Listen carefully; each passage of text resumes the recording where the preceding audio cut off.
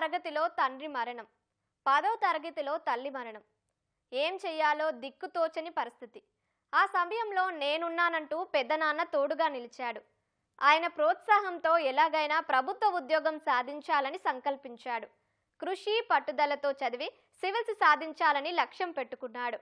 ఆ ప్రయత్నాల్లో ఇటీవల ప్రభుత్వం విడుదల చేసిన గ్రూప్ 2 ఫలితాల్లో తొలిసారే అసిస్టెంట్ సెక్షన్ ఆఫీసర్గా ఎంపికయ్యాడు పల్నాడు జిల్లా నరసరావుపేటకు చెందిన గర్నెపూడి బాబీ. మరి భవిష్యత్తు లక్ష్యాలేంటో అతగాడి మాటల్లోనే విందాం. ప్రభుత్వ ఉద్యోగిగా ప్రజలకు సేవ చేయాలనుకునే వాళ్ళు సివిల్స్ గ్రూప్ 1, గ్రూప్ 2 లక్ష్యంగా సాధన చేస్తూ ఉంటారు. అయితే లక్షలాది మంది పోటీపడే ఈ పరీక్షల్లో అతి కొద్ది మంది మాత్రమే విజేతలుగా నిలుస్తుంటారు. అలాంటి విజేత పల్నాడు జిల్లా నరసరావుపేట చెందినటువంటి గర్నె బాబీ. తల్లిదండ్రులు చిన్నతనంలో చనిపోయిన ఒక చక్కటి ప్రణాళికతో ఒక లక్ష్యాన్ని నిర్దేశించుకొని ఆ దిశగా ముందుకు సాగారు. పెదనాన్న సహకారంతో ఈరోజు గ్రూప్ 2లో ఏఎస్ఓ ఉద్యోగానికి ఎంపికయ్యారు. బాబీ ఎలా తన పరీక్షలకు సన్నద్ధమయ్యారనే విషయాలు అతని మాటల్లోనే తెలుసుకుందాం. ముందుగా మీకు అభినందనలు. గ్రూప్ 2 ఉద్యోగానికి ఎంపికయ్యారు. అసలు మీ ఈ గ్రూప్ 2 ప్రిపరేషన్ ఎలా సాగింది, ఆ వివరాలు?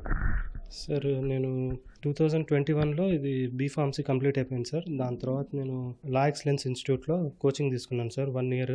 దాని తర్వాత 2023లో గ్రూప్ 2 నోటిఫికేషన్ అనేది రావడం జరిగింది సార్. దాని తర్వాత ప్రిలిమ్స్ జరిగింది. 1 ఇయర్ గ్యాప్ వచ్చింది సార్. 1 ఇయర్ గ్యాప్ ఇంకా బాగా చదువుకొని నేను మెయిన్స్కి బాగా ప్రిపేర్ అయ్యాను సార్. మెయిన్స్ రాశాను, మొత్తం అయిపోయింది. ఇంకా సెలెక్షన్ అయ్యింది సార్. ఈ గ్రూప్ 2లో మీరు ఏఎస్ఓకి ఎంపికయ్యారు. అసలు ఈ గ్రూప్ 2 ప్రిపరేషన్ అనేది ఎలా సాగింది, దానికి ఎలా సన్నద్ధమయ్యారు?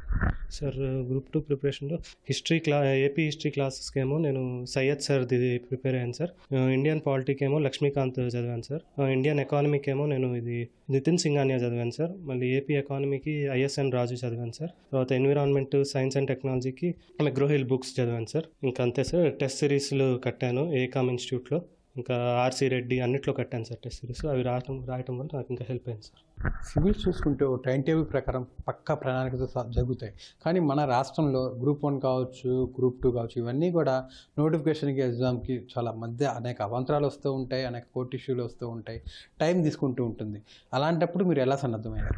సార్ ఇప్పుడు గ్రూప్ 1 కానీ గ్రూప్ 2 కానీ ఒకసారి సెలెక్ట్ అయితే సొంత స్టేట్లోనే వర్క్ చేయొచ్చు, సొంత ఊర్లోనే వర్క్ చేయొచ్చు అనే ఉద్దేశంతోనే నేను గ్రూప్స్కి ప్రిపేర్ అయ్యాను సార్. కేసులు పడ్డా కానీ గవర్నమెంట్ దీన్ని ప్రెస్టీజియస్గా తీసుకొని కంప్లీట్ చేస్తారని నమ్మకంతోనే దీన్ని ప్రిపేర్ అయ్యాను సార్. 3 ఇయర్స్ నుంచి సివిల్స్ అన్నీ పక్కన పెట్టి.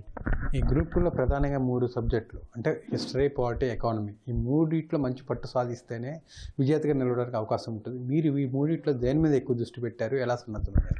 సార్ నేను ఇండియన్ పాలిటీ ఇంకా ఇండియన్ ఎకానమీ మీద ఎక్కువ దృష్టి పెట్టాను సార్. దాంతోపాటు ఏపీ హిస్టరీ కూడా నేను సయ్యద్ సార్ ఇంకా జోగినాయుడు బుక్ చదివాను సార్. దానివల్ల నాకు బాగా అడ్వాంటేజ్ అయింది సార్. ఇంకా ఎన్విరాన్మెంట్, సైన్స్ అండ్ టెక్నాలజీ, సివిల్స్లో బాగా క్లాసెస్ వినటం వల్ల నాకు ఇంకా ఇక్కడ అడ్వాంటేజ్ అయింది సార్. గ్రూప్ 2 పరీక్షలు చూసుకుంటే ఫిలిమ్స్ తర్వాత మెయిన్స్ మధ్య చాలా అనేక సమస్యలు వచ్చినాయి.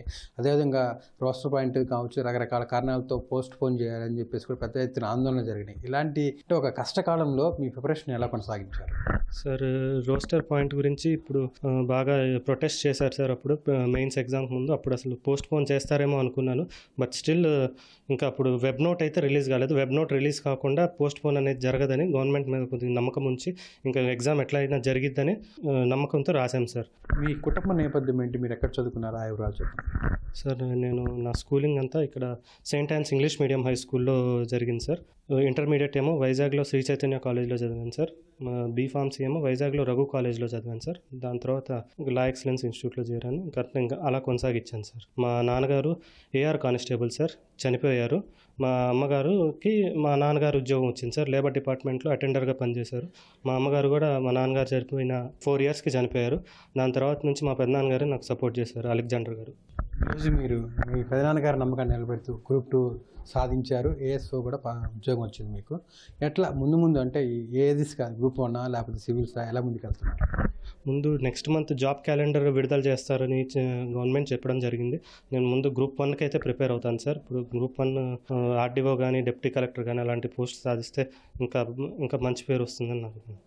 రాష్ట్ర స్థాయిలో జరిగే పోటీ పరీక్షల మీద అనేక అపోహలు ఉన్నాయని, అయితే నోటిఫికేషన్ వచ్చిన తర్వాత ఖచ్చితంగా కొంచెం లేట్ అయినప్పటికి కూడా ఎగ్జామ్ పెట్టడం, ఫలితాలు ఇవ్వటం ఖచ్చితంగా జరిగి తీరుతుందని ఆ నమ్మకంతోనే నేను పోటీ పరీక్షలు సన్నద్ధమయ్యానని, అదేవిధంగా తనకు కుటుంబ సభ్యుల నుంచి అన్ని విధాలు అండగా లభించడంతో ఈరోజు విజేతగా నిలిచారని, రానున్న రోజుల్లో గ్రూప్ 1 కొట్టడమే తన లక్ష్యంగా చెప్తున్నారు. కెమెరామెన్ కేశవ్తో వీరాంజనేయులు, ఈటీవీ న్యూస్, నరసరావుపేట.